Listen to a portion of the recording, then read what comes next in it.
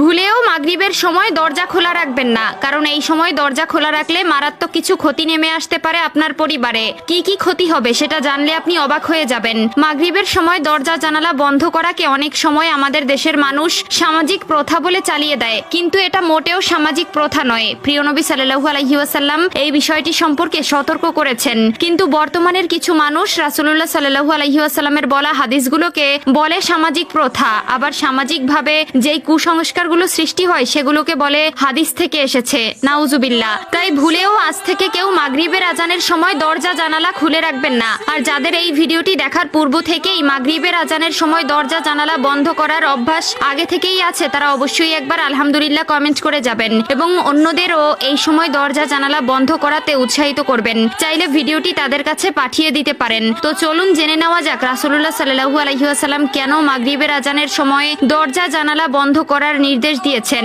প্রিয় দর্শক, আমরা সকলেই জানি আল কোরআনে আজ পর্যন্ত যত কিছুই পাওয়া গেছে না কেন সবই চিরসত্য, এবং রাসূলুল্লাহ সাল্লাল্লাহু আলাইহি ওয়াসাল্লাম আজ পর্যন্ত যা বলে গেছেন সেগুলো অবিশ্বাস করার কোনো জায়গা নেই। যদি কেউ সেগুলো অবিশ্বাস করে তবে সে অমুসলিম এবং কাফের হিসাবে গণ্য হবে। তেমনি রাসূলুল্লাহ সাল্লাল্লাহু আলাইহি ওয়াসাল্লামের বলা বিভিন্ন হাদিসের মধ্যে এটা উঠে এসেছে যে মাগরিবের আজানের সময় যখন মসজিদের মাইকে মুয়াজ্জিনের মুখে আজানের ধ্বনি উচ্চারিত হয় তখন সেই শব্দ শয়তানদেরকে খুবই বিচলিত করে ফেলে। এই সময় শয়তান আশ্রয় খোঁজার জন্য এদিক ওদিক ছোটাছুটি করে এবং আশ্রয় খুঁজতে শুরু করে। তখন যদি কোনো মুসলিমের ঘরের দরজা খোলা থাকে তবে তারা তৎক্ষণাৎ সেখানে প্রবেশ করে। এখানে এক সাহাবী মহানবী সাল্লাল্লাহু আলাইহি ওয়াসাল্লামকে প্রশ্ন করেছিলেন, হে প্রিয় রাসূল, তারা তো অদৃশ্য, সব জায়গায় ঢুকতে পারে, তবে দরজা আটকালে কি তারা ঢুকতে পারবে না? তার জবাবে রাসূলুল্লাহ সাল্লাল্লাহু আলাইহি ওয়াসাল্লাম বলেন, যখন কোনো মুসলিম মাগরিবের আজানের সময় দরজা বন্ধ করে এবং নামাজ আদায়ের জন্য দাঁড়ায়, আল্লাহ তাআলা তার কুঠির হেফাজতের জন্য নিজে একজন পাহারাদার নিয়োগ করেন।